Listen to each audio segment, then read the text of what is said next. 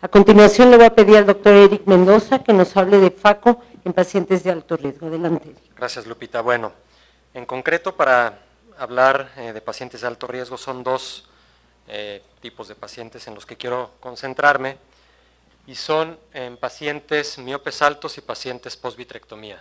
Pacientes postvitrectomía, el doctor Sergio Ruiz Bueno ya nos enseñó unos videos con muchos detalles muy ilustrativos y ahí tal vez no me detenga tanto. En los pacientes que están vitrectomizados se ha reportado que prácticamente el 100% a los 2 años van a desarrollar catarata. Pueden ser cataratas de diferentes tipos y eso depende del mecanismo, ¿no? En pacientes, por ejemplo, en los que hubo, como nos decía también Adaí hace un momentito, en los que hubo un toque del cristalino al estar haciendo la vitrectomía, pues es una catarata generalmente intumescente la que vamos a ver. Lo ideal, como ella también nos decía, pues es que nos avisen, ¿no? Y en pacientes en los que a lo mejor no hubo toque del cristalino, pero tienen gas en la cavidad vítrea, este es el tipo de cataratas que generalmente van a presentar, ya sea gas o silicón. El reto, bueno, aquí pues también es saber si la disminución visual o si la recuperación visual de los pacientes va a ser solamente por cuestión de la catarata o la alteración vitrorretiniana que hayan tenido. Son pacientes con alto riesgo para complicaciones, ya sea trans o postoperatorias, porque de entrada, pues por la disminución del volumen de la cavidad vítrea. No es raro tampoco encontrar cavidades que están parcialmente llenas, por ejemplo, de silicón. Son cataratas generalmente muy densas, sobre todo cuando son esas placas subcapsulares posteriores que se hacen, como en la fotografía que les mostré en la diapositiva previa. Son pacientes que muchas veces estuvieron muy inflamados antes de la cirugía de catarata, a veces ya no dilatan bien, y bueno, la alteración subyacente.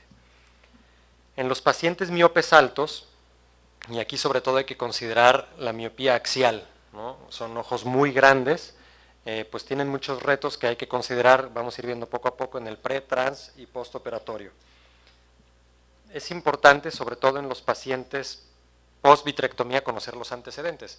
Insisto, saber si hubo toque o no del cristalino, saber si tienen o no silicón, si solamente es gas, etcétera. Eso es lo que nos puede orientar a qué tipo de cirugía nos vamos a enfrentar. En los pacientes miopes altos, pues haber valorado bien, si la opacidad no los permite, la retina periférica, porque a veces pues, podemos encontrar esto, lesiones, agujeros, desgarros, que habría, si la opacidad lo permite, que tratarlos antes. O cómo está la función macular, porque podemos encontrar pacientes en los que todavía se alcanza a ver este fondo de ojo, o a lo mejor son, por ejemplo, florangiografías previas al desarrollo de la catarata, y pues esto ya de entrada sabemos que el pronóstico visual no va a ser bueno y al paciente hay que hacérselo saber, porque a lo mejor la expectativa que tiene es muy alta y resulta que no. ¿Cuáles son los retos particularmente importantes? De entrada, pues el cálculo del poder del lente. En el paciente miope alto son ejes muy largos, pues aquí se nota o no, desde esta tomografía se ve una imagen de un estafiloma posterior y con el ultrasonido se confirma. ¿Qué fórmulas son las que se van a emplear? Digo, afortunadamente pues hay quienes son expertos en esto, pero pues muchas veces seremos nosotros quienes debamos de hacer el cálculo por la razón que sea y hacerle saber también al paciente que la variabilidad es muy alta. El cálculo, pues aquí por más detalle o preciso que uno quiera hacer al momento de hacerlo, pues ya de por sí va a ser poco predecible. Hay que comentar también con el paciente la cuestión de visión lejana, cercana, ¿no? Si es un miope alto, bueno, pues ha estado acostumbrado toda la vida a ver bien de cerca, que es lo ideal, dejarlo hemétrope, dejarlo miope, eso pues dependerá de cada paciente, pero hay que platicarlo con él antes de la cirugía. Cuando se trata de pacientes que están vitrectomizados y si tienen aceite de silicón en la cavidad vítrea, lo ideal también es conocer qué tipo de silicón es el que tienen. Hay diferentes tipos de aceite de silicón y eso puede hacer que varíe también la velocidad del ultrasonido al momento de hacer el cálculo. Sabemos que la velocidad del ultrasonido en el vitro pues es de 1532 milisegundos, en cambio, vean, en los silicones es más baja. Cuando es un aceite de silicón de 1000 centistox, la velocidad baja a 980 y si es de 5000 a 1040. De tal manera que esto es importante, ¿por qué? Porque nos podría inducir un error que ya sabemos, ¿no? Un error conocido de aproximadamente 4 dioptrías si la cavidad está llena de silicón. Entonces, también habría que saber, y esto es necesario platicarlo con el cirujano de retina, si tiene intenciones o no de quitarle el aceite de silicón, porque con base en eso también habría que ajustar más o menos en este rango el poder de lente que se le va a implantar al paciente. En estos pacientes operados y que tienen silicón en la cavidad vítrea, lo que se describe, que las fórmulas que son recomendadas son las de cuarta generación y en particular estas dos. Sin embargo, bueno, pues si no contamos con alguna de ellas, tampoco es grave, ¿no? En cuanto al tipo de anestesia, ¿qué es lo ideal? ¿Tópica, sedación o general? Yo creo que cualquiera se vale. Yo creo que aquí depende pues la habilidad o la comodidad o el nivel de estrés también, ¿por qué no?, de cada cirujano. Lo que sí creo que vale la pena es, en la medida de lo posible, evitar retrovulvares o perivulvares, sobre todo en los miopes altos, porque son ojos demasiado grandes, que están ocupando mucho espacio en la órbita, con escleras muy delgadas y existe riesgo de perforarlos, ¿no? Entonces, si uno no se siente cómodo haciendo cirugía tópica o sedado, pues mejor dormir al paciente. ¿Cuáles son las incisiones ideales? Por ese mismo motivo, pues yo creo que las incisiones corneales, hay gente que todavía está acostumbrado a hacer una peritomía chiquita, a hacer una tunelización en la esclera. Yo creo que en estos ojos tan grandes no es recomendado, son escleras muy delgadas y es fácilmente que se puede dañar el cuerpo ciliar. Entonces sí vale la pena de preferencia hacer incisiones corneales. Bien, en cuanto a la cámara anterior, sabemos que si el paciente es miope alto, pues generalmente por lo mismo, ¿no? Son cavidades muy grandes, hay profundizaciones muy importantes y si el paciente está operado de silicón se va a comportar, perdón, de vitrectomía ya sea con o sin silicón, se va a comportar de manera muy parecida. Si es miope alto, pues el vítreo formado es muy poco y si, bueno, está vitrectomizado, pues de plano no hay. Y esto lo que hace es que al meter la pieza de mano, ya lo habíamos visto en los videos del Dr. Ruiz, se profundiza muchísimo la cámara. ¿Y qué es lo que hay que hacer? La recomendación es en este paso tener la botella tal vez un poco más baja. Mientras más alta la botella, más se va a profundizar la cámara. En cuanto al manejo del núcleo, son ojos tan grandes, sobre todo en los miopes altos, que el núcleo se mueve demasiado. Eso hace también que la cápsula, ¿no?, se esté moviendo mucho, hablando de la cápsula posterior, ya sea por el ojo tan grande del miope, las bolsas tan grandes o en los pacientes vitrectomizados por lo mismo. Ya no hay un buen soporte en la parte de atrás y las cápsulas están como decimos, como papaloteando, como suben y bajan mucho y eso aumenta el riesgo de poderla romper, ya sea con la pieza de mano, como les mostré yo en el caso de ayer con el chopper. Al tener menor soporte, pues va a aumentar el riesgo de que haya, si se rompe la cápsula, de que haya fragmentos que se luxen en la cavidad vítrea, y aquí la decisión sería si implantar o no el lente intraocular. Pues va a depender si hay suficiente remanente ya sea en la cápsula posterior o en el surco ciliar si la anterior está íntegra, y valdría la pena también, si esto en ese momento pasa y hay manera de contactar al cirujano de retina, decirle, oye, pues se me fue, no sé, la cantidad que sea de núcleo, corteza, etcétera, el paciente lo vas a terminar viendo tú, en fin, ¿qué sugieres? ¿Le pongo o no el lente? Yo también considero que la intención es, si se va a implantar el lente, pues dejar lo más limpio posible el segmento anterior, aspirar bien toda la corteza por debajo de la cápsula anterior, porque de esa manera le vamos a facilitar resolver el tema del núcleo luxado al cirujano de retina. A veces por estrés, ¿no?, uno como que dice, bueno, ya le cierro la pupila, pero pues queda ahí algo terrible por debajo del iris y al momento de volverlo a dilatar para querer entrar a la cirugía de retina, pues como que no es muy grato. En el postoperatorio, ¿qué es importante? Pues de preferencia mantener íntegra la cápsula posterior, la mayor superficie de la cápsula posterior, pulirla, ¿no?, o sea, dejar lo más limpio posible. Muchas veces, aquí pueden ver, está todavía sucia, por decirlo así, la cápsula anterior de este lado y acá está muy limpia. Yo en lo personal no hago mucho énfasis en pulir por debajo de la cápsula anterior en un paciente que no es miope alto o que no está operado de retina. Pero al revés, si el paciente es de estos casos, ya sea miope alto u operado de retina, al revés, yo creo que sí vale la pena pulir bien toda la parte anterior, toda la parte posterior de la cápsula anterior, porque eso facilita las revisiones de la periferia, ya sea por uno mismo o por el retinólogo. Muchas veces la misma fibrosis, bueno, pues termina opacando, pero a veces no pulimos la parte anterior la parte posterior de la cápsula anterior, porque ya es raro que eso origine la opacidad de la cápsula posterior, pero en estos pacientes sí vale la pena hacerlo. Ópticas grandes, de preferencia utilizar lentes por lo menos de 6 milímetros de diámetro de óptica, porque eso también nos va a hacer más fácil estar valorando el fondo de ojo en el postoperatorio.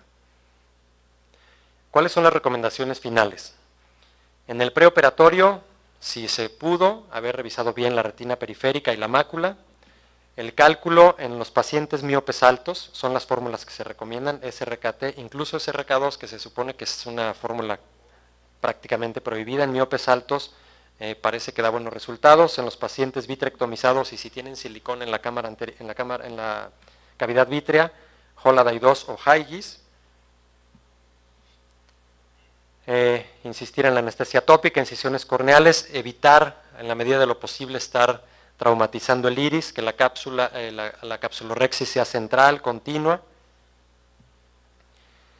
Creo que sí es recomendable en estos pacientes, sobre todo en los operados de vitrectomía, hacer técnica de stop and chop. ¿Por qué? Porque es mucho más, si no predecible, visible lo que estamos haciendo. Ya nos enseñaba el doctor Sergio Ruiz en sus videos que muchas maniobras para hacer phaco-chop pues son a ciegas, ¿no? Uno se mete a veces casi al tacto, ¿no? Al ecuador para tratar de hacer un chop horizontal, y esto pues ya de por sí, si el paciente tiene antecedentes importantes, yo creo que en lo personal no creo que valga la pena. Como son cámaras anteriores que se profundizan mucho, creo que en la primera mitad de la cirugía o cuando estamos emulsificando la primera mitad del núcleo, hay que tener la botella baja para evitar que se profundice tanto la cámara anterior, y yo en lo personal prefiero en la segunda mitad del núcleo subir más la botella. ¿Por qué? Porque esto, aunque se profundice más la cámara, pero lo que quiero es que en la misma solución me esté empujando la cápsula posterior hacia la parte de atrás. Hacer una limpieza meticulosa de toda la corteza y la cápsula posterior para poder tener las valoraciones de fondo de ojo posoperatorias más satisfactorias, y lo que les decía, los lentes por lo menos de unos 6 milímetros de óptica, si es posible, pues de materiales con bordes cuadrados para disminuir un poco el riesgo de opacidad de la cápsula posterior. Y finalmente, bueno, pues son pacientes que hay que estar vigilando muy estrechamente, seguramente y sobre todo en quienes están operados de vitrectomía, si no es que tienen ya las cápsulas posteriores opacas, muy pronto se van a opacar. Si se opacan las cápsulas, lo que hay que hacer es una capsulotomía menor al tamaño de la óptica. Si al momento de la cirugía vemos que la cápsula posterior está opaca, yo no creo que valga la pena en ese momento querer hacer una rexis posterior y más maniobras, porque nos vamos nada más a complicar la vida. Es preferible, ok, ya la cápsula está opaca, se implanta el lente, no se hace nada, se le avisa al paciente que mes y medio después le vamos a hacer una capsulotomía con YAG. Lo ideal de la capsulotomía es como se ve aquí. Esta pupila es lo más que dilata, ¿no? Esto es lo más que abre la pupila, es un paciente operado de vitrectomía con aceite de silicón. Entonces aquí se ve la opacidad, así como se ve aquí estaba toda la cápsula. Lo único que procuré es dejar un eje visual libre, tal vez es muy chiquito, pero créanme que con la pupila ya cerrada está prácticamente ese tamaño y será suficiente para que el paciente tenga mejoría en la capacidad visual. No hay que hacer capsulotomías demasiado grandes. Procurar no usar mucha energía. Esto nos va a permitir también mantener la función de barrera del mismo lente cápsula, y ante cualquier duda pues vale la pena acercarse al cirujano de retina. Muchas gracias. Gracias, doctor Mendoza. ¿Alguna pregunta o comentario? Bueno, yo quisiera hacer dos comentarios que creo que son importantes. En pacientes que vamos a hacer phaco y están vitrectomizados con aceite de silicón, muchas veces el retinólogo nos dice, no voy a quitar el silicón, ponle lente tal, pero la realidad es que a veces sí lo tienen que quitar porque se empieza a salir, independientemente de que hayamos o no tenido una ruptura de cápsula posterior. Mi recomendación es que tengan dos lentes, uno y otro 3 dioptrías menos, por si se quita o no el aceite de silicón. A veces se planea quitar el aceite, lo quitan, ya me pasó a mí, lo está quitando el retinólogo y ve cómo la retina se redesprende y va otra vez para adentro el aceite de silicón. Oye, pues yo nada más tenía el aceite para cuando le iban a quitar el lente intraocular adecuado. Tiene uno que tener los dos lentes siempre con uno. ¿Por qué? Porque no sabemos en el transoperatorio qué pueda pasar. Eso sería la primera. Y la segunda, yo sí creo que estos pacientes que tienen aceite de silicón, la opacidad de la cápsula posterior está demostrado que es una placa, no es una opacidad real, sino una placa retrolental que se forma por el contacto del aceite de silicón con el cristalino. Y nuestra experiencia es que muchas veces con YAG es imposible romper estas placas. Entonces, una de las cosas que hemos hecho y que nos ha dado buenos resultados es hacer una capsulorhexis posterior planeada. Es decir, acabo yo de hacer mi faco y lo que hago es picamos la cápsula posterior como se hace en los niños, ponemos viscoelástico para separar el espacio de Berger, para dar un espacio ahí, hacemos una capsulorhexis circular planeada chiquita, muchas veces, la mayoría de las veces la hialoides está íntegra y ya después ponemos el lente. ¿Pero en qué casos? En casos de pacientes vitrectomizados con una placa posterior. ¿Con silicón? No, en pacientes vitrectomizados que se le va a hacer faco. ¿Algún otro, Fernando? Sí, en estos pacientes son casos difíciles. A mí ya me ha pasado que tuve un paciente vitrectomizado que se me complicó con ruptura de la cápsula posterior. Entonces ahí tuvimos que poner un lente en el sulco, un lente de 3 piezas. Entonces esos ojos hay que tener mucho cuidado al momento que mete uno el lente intraocular, sobre todo cuando metes uno de 3 piezas, porque habitualmente los poníamos con pinza de burato cuando se ponía estos de 3 piezas y controlaban no muy bien la inserción y la colocación del lente. Pero ahora lo que hacemos es meterlos con el mismo cartucho con el que metemos los lentes monobloque y a veces la salida del lente de 3 piezas es muy brusca. Entonces, si no pones mucha atención a la hora de colocar el lente, y a mí me pasó, al momento de que se abrió el lente, se fue directamente, pero mira, para abajo. Entonces, hubo que entrarle a sacar el pedazo de núcleo y el lente para ponerlo en el surco, ¿no? Entonces, hay que tener cuidado con estos casos. Fíjate que nosotros seguimos recomendando plegar los lentes, no inyectarlos. Porque a veces no solo no es el resortazo que da el lente, sino que las ápticas, como son de inserción, son 3 piezas, te quedas con una de las ápticas suelta. Entonces, yo en estos casos creo que vale más abrir 1 milímetro o 1,5 milímetros más.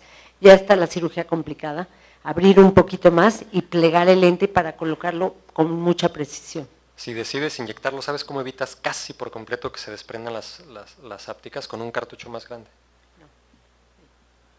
Nada más. Bueno, pues agradecemos al doctor Mendoza para terminar las ponencias.